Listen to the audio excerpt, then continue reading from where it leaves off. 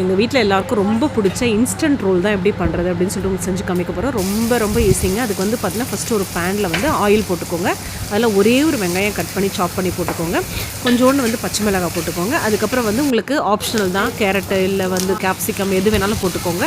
சும்மா டேஸ்ட்டுக்காக க்ரன்ச்சியாக இருக்கிற மாதிரி தக்காளி சும்மா ஒரு ஆஃப் தக்காளி கட் பண்ணி போட்டுக்கோங்க. சாப்பிடும்போது நல்லாயிருக்கும். கொஞ்சோண்டு கேரட் ஹெல்த்தியாக யோசிக்கிறீங்க குழந்தைங்களுக்கு கொடுக்கணும் அப்படின்னு நினைக்கிறேன். கொஞ்சோண்டு கேரட்டை துருவி போட்டுக்கோங்க.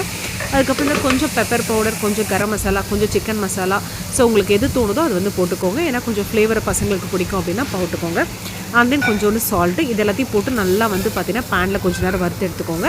இந்த சைடில் வந்து பார்த்திங்கன்னா ஒரு 4 முட்டை வந்து உடச்சி ஊற்றி வச்சுருக்கேன். அதில் கொஞ்சம் salt and then pepper powder போட்டு நல்லா பீட் பண்ணிவிட்டேன். இப்போ இந்த மசாலா பண்ணோம் இல்லைங்களா, அந்த மசாலாவை எடுத்து அப்படியே வந்து பார்த்திங்கன்னா இதில் போட்டு நல்லா பீட் பண்ணிக்கோங்க. நல்லா பீட் பண்ணதுக்கப்புறம் வந்து பார்த்திங்கன்னா இன்றைக்கி வந்து நான் ரொம்ப பெரிய ஒரு டிஷ்ஷெல்லாம் செய்யலைங்க.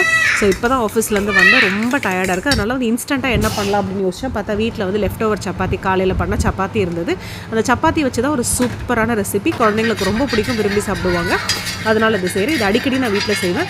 ஸோ இப்போ வந்து பார்த்திங்கன்னா பேன் காஞ்சிருச்சு. பேனில் வந்து கொஞ்சம் கீ போட்டுக்கிட்டேன். ஸோ குழந்தைங்கன்றதால கீ போட்டுக்கோங்க. உங்களுக்கு ஆயில் கூட போட்டுக்கலாம். கீ போட்டு இந்த ஸ்ப்ரெட் பண்ணிவிடுங்க. இந்த ஆம்லேட் இதில் வந்து பண்ணோம் இல்லையா, மசாலா போட்டு பண்ணோம் இல்லையா எக்கெல்லாம், அதை வந்து ஆம்லேட் மாதிரி ஸ்ப்ரெட் பண்ணி விட்டுருங்க. ஸ்ப்ரெட் பண்ணிவிட்டு சுற்றி வந்து கொஞ்சம் கீ போட்டுருங்க. கீ போட்டுட்டு அதில் வந்து பார்த்திங்கன்னா அந்த சப்பாத்தியை ஃப்ரண்ட் அண்ட் பேக் வச்சு அந்த ஆம்லேட்டில் இருக்கிற அந்த இது வந்து கம்ப்ளீட்டாக இதாகிற மாதிரி வச்சு எடுத்துருங்க. எடுத்ததுக்கப்புறம் வந்து பார்த்திங்க அப்படின்னா அதில் திரும்பி அப்படியே சப்பாத்தியை வச்சு திருப்பி போட்டுருங்க. ஸோ அதாவது சிம்மில் வச்சே பண்ணுங்கள். ஸோ ரொம்ப அதிகமாக குக் ஆகக்கூடாது. ஏன்னா ஏற்கனவே சப்பாத்தியும் குக் ஆகிருக்கு, எக்கும் சீக்கிரமாக குக் ஆகிடும். அந்த ரீசனால் ஏற்கனவே வெஜிடபிள் நம்ம ஃப்ரை பண்ணி தான் போட்டிருக்கோம். ஸோ 2 பக்கமாக திருப்பி போட்டுட்டு அதுக்கப்புறம் இப்போ எனக்கு காலையில் பண்ண லெஃப்ட் ஓவர் சில்லி சிக்கனும் இருந்தது.